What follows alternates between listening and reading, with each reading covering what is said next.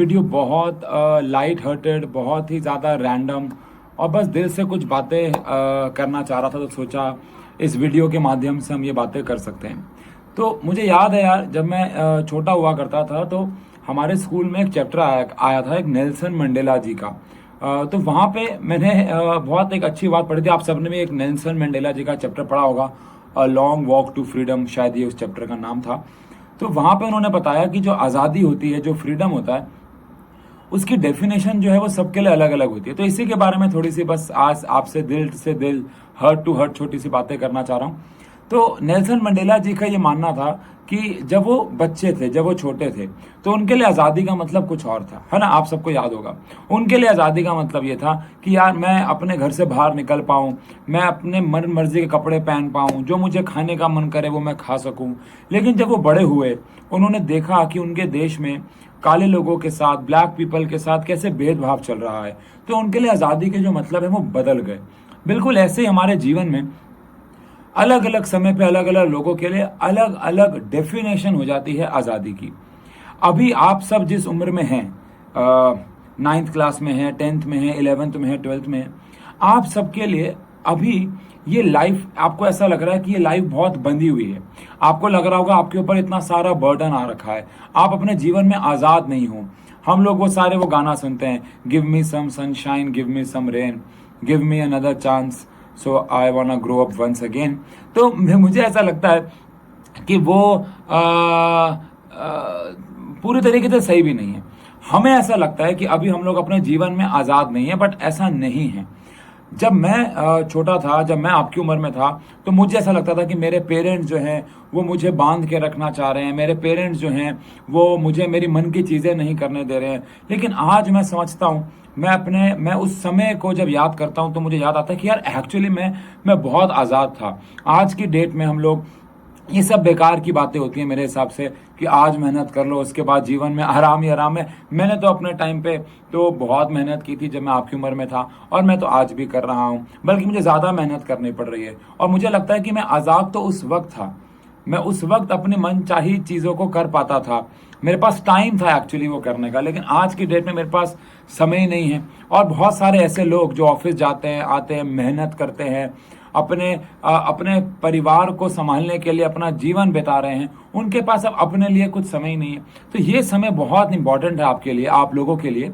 पढ़ाई की तो बात हम करेंगे, लेकिन मैं ये कहना चाह रहा हूँ कि ये समय जो आपके जीवन में चल रहा है, जहाँ पे आप अपने जीवन में से 1-2 घंटा, 3 घंटा अगर अपने लिए निकाल पाएं, तो अपनी हैबिट को भी थोड़ा सा आप समय दें। मैं ऐसा मानता हूँ कि अगर आपके जीवन में आपका एक शौक होगा, आपकी एक हैबिट होगी, तो आपको काम करने के लिए और मोटिवेशन मिलेगी। आपको आज़ादी है, आप कोई भी एक हैबिट को चुनें अपनी लाइफ में।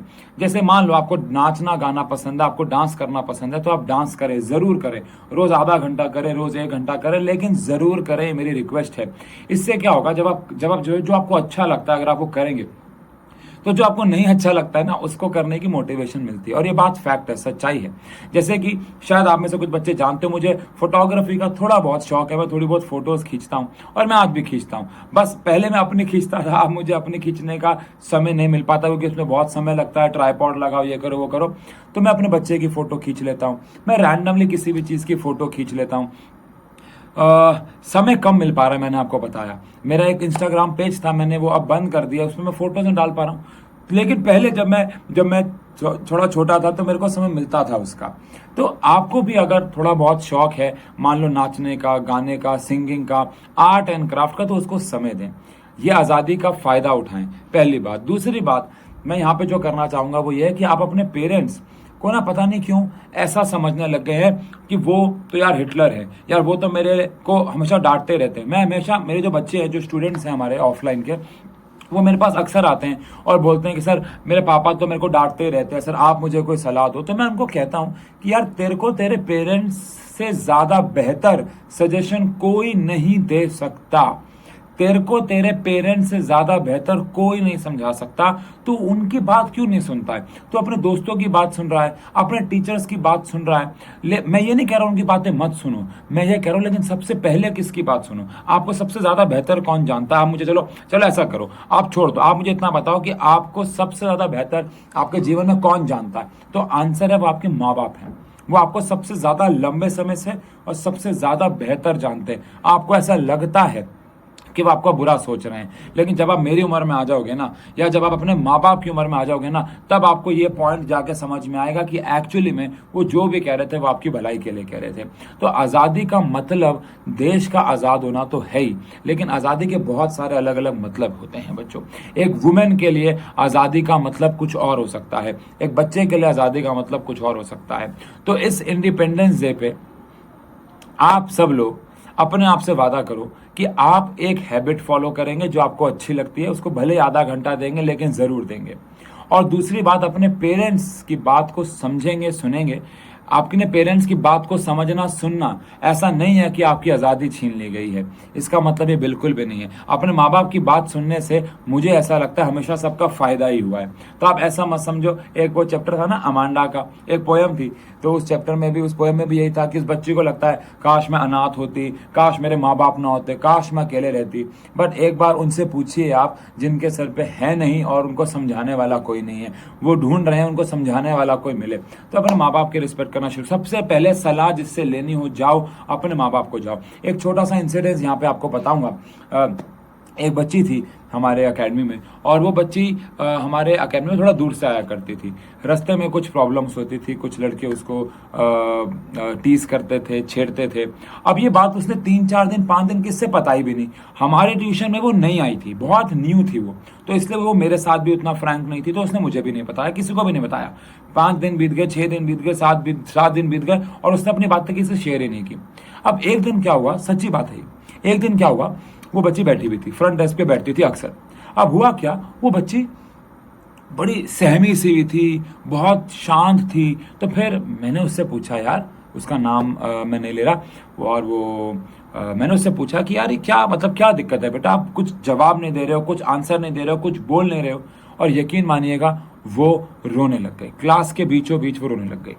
तो मैंने उसको कहा, बेटा आप एक बार बाहर आओ। मैं से क्लासरूम के बाहर लेके गया। ये हमारा जो बिलीवर्स बैच चल रहा है लाइव, आप उन बच्चों से पूछिएगा, उन्हीं के क्लास में इंसिडेंस हुआ था।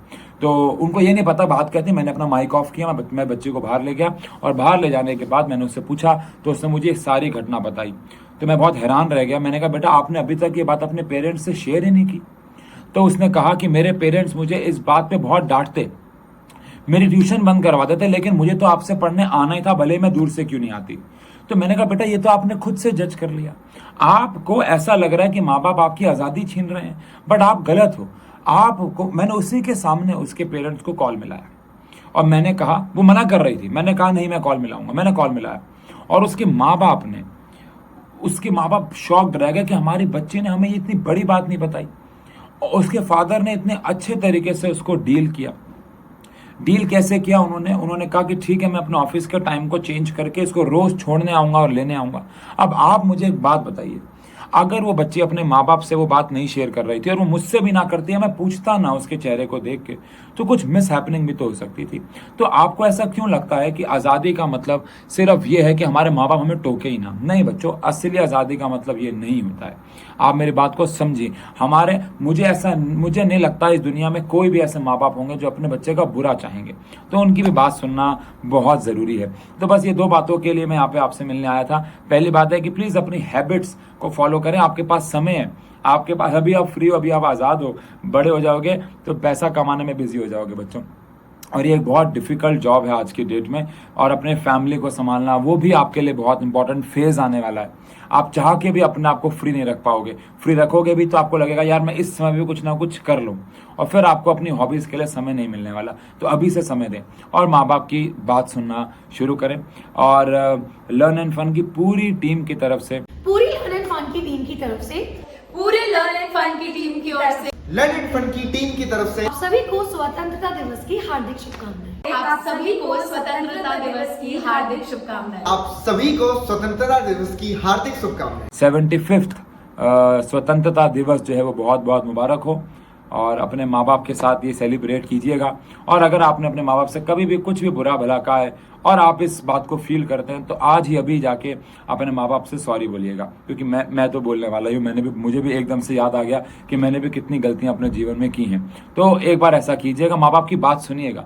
सबसे बड़े सलाहकार, सबसे बड़े एक्सपीरियंस लोग जो आपके आसपास हैं वो आपके माँ बाप हैं, उसके बाद कोई और है, उसके बाद टीचर है, उसके बाद दोस्त है, उसके बाद कोई और है। ये बात ध्यान रखिएगा।